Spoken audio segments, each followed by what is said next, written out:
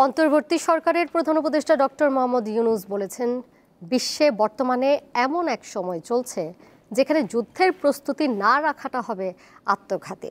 তিনি বলেন, বাংলাদেশ সবসময় যুদ্ধবিরোধী। বুধবার ঢাকায় বিমান বাহিনীর বার্ষিক মহড়া অনুষ্ঠানে এসব কথা বলেন প্রধান উপদেষ্টা। Walton washing machine, simplifying life with hassle-free washing. বুধবার দুপুরে অন্তর্বর্তী সরকারের প্রধান উপদেষ্টা ডক্টর মোহাম্মদ ইউনূস বিমান বাহিনীর বার্ষিক মহড়া পরিদর্শন করেন। সেখানে দেশের স্বাধীনতা সার্বভৌমত্ব রক্ষার জন্য যুগোপযোগী বিমান বাহিনী গড়ে তুলতে সরকারের প্রচেষ্টা অব্যাহত থাকবে বলে জানান তিনি। প্রধান উপদেষ্টা বলেন, পৃথিবীতে যুদ্ধ হোক এটা কাম্য নয়, তবে পরিস্থিতির কারণে যুদ্ধের প্রস্তুতি থাকার বার্তাও দেন তিনি। এই পরিস্থিতির মধ্যে প্রস্তুতি না নেওয়াটা আত্মঘাতী,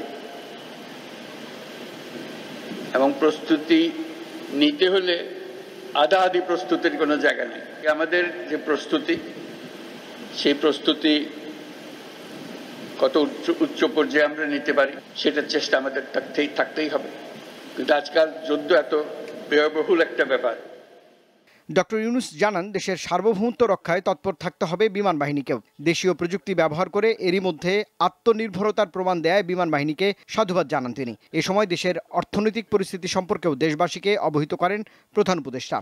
আর আমাদের অর্থনীতি এমন দুর্বল অবস্থায় আছি, এমনিতেই বাংলাদেশ মজবুত অর্থনীতি হয়ে গড়ে উঠতে পারেনি।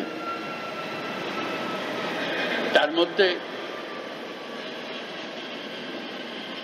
বিগত সরকারের যথেচ্ছাচারের কারণে যা ছিল তাও লুটপাট হয়ে গেছে। এই পরিস্থিতিতে আমাদের সামগ্রিক স্ট্র্যাটেজি ঠিক করতে হবে।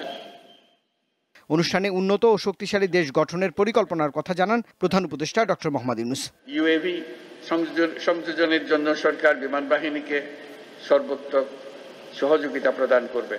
রুবায়েত হাসান, দীপ্ত সংবাদ, ঢাকা।